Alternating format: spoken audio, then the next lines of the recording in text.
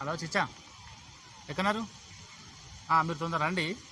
మనం పోయినసారే వినాయక చవితి సెలబ్రేషన్ మంచిగా చేయలేకపోయినాము.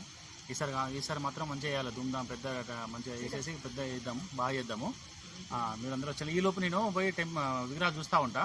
మనందరం ట్రాలీ తీసుకొని వచ్చేసేయండి మీరందరూ కలిసి.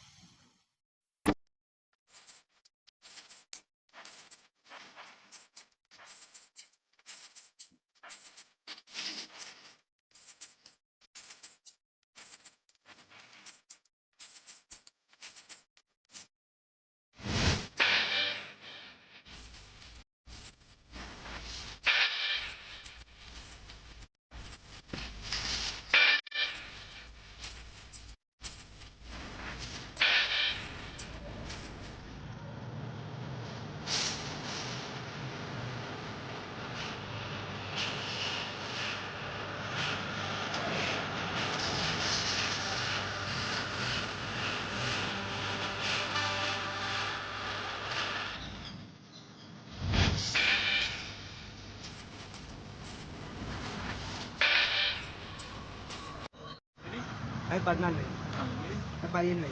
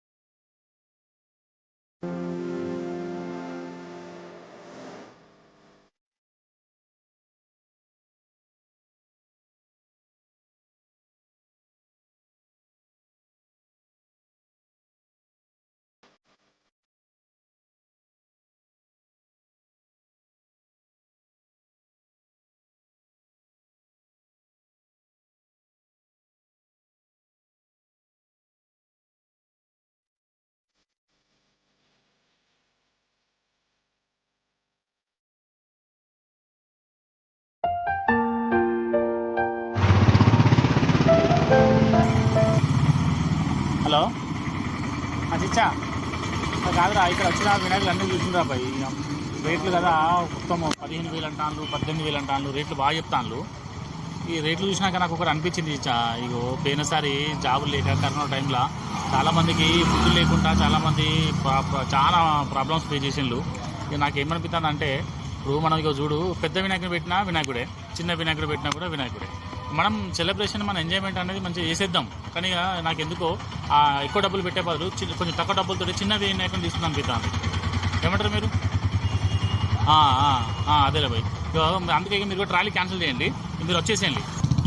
అయ్యో ఇప్పుడు వినాయకునికి అయ్యే డబ్బులు, పెద్ద విగ్రహానికి అయ్యే డబ్బులు ఏమైతే ఉంటాయో వాటిని తీసుకొచ్చి మనం ఏం చేద్దామంటే, మనం బీద వాళ్ళకి కంట్రిబ్యూట్ చేద్దాం. ఓకేనా? బీద వాళ్ళకి మంచి పెడదాం. చిన్న వినాయకుని తీసుకెళ్ళి మనం మంచిగా నవరాత్రులు మంచిగా ఫుల్ మంచిగా సెలబ్రేషన్ చేసుకుందాం. ఓకేనా? మరి మీ ట్రాలీ క్యాన్సిల్ చేసేసి మీరు అందరూ వచ్చేయండి మరి.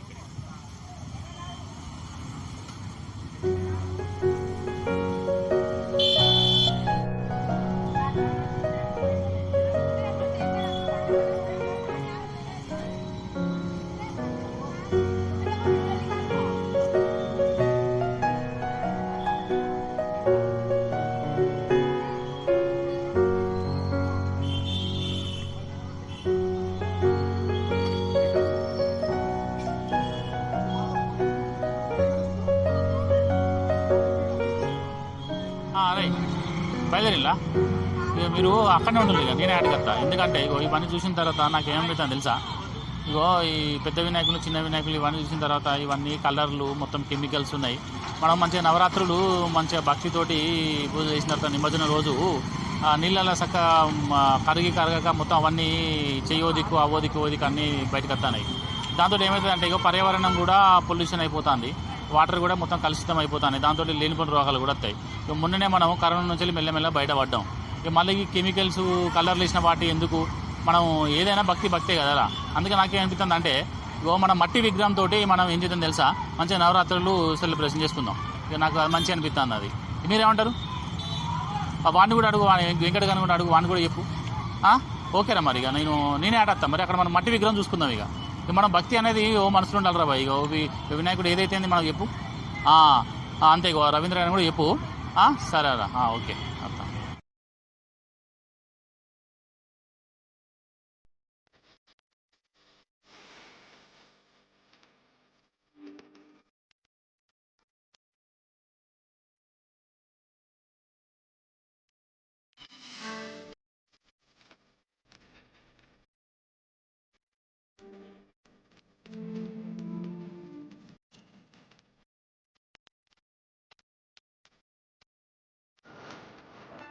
మన పూర్వీకులు మట్టి విగ్రహాలనే పూజించేవాళ్ళు.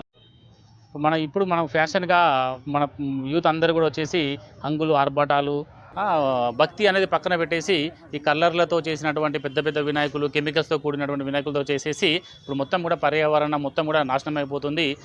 వాటర్ కాలుష్యం కూడా అయిపోతుంది, పర్యావరణ కాలుష్యం, గాలి కాలుష్యం కూడా జరుగుతుంది. కాబట్టి ఇప్పుడు మనందరం కూడా మట్టి విగ్రహాలనే పూజిద్దాం, పర్యావరణాన్ని పరిరక్షిద్దాం.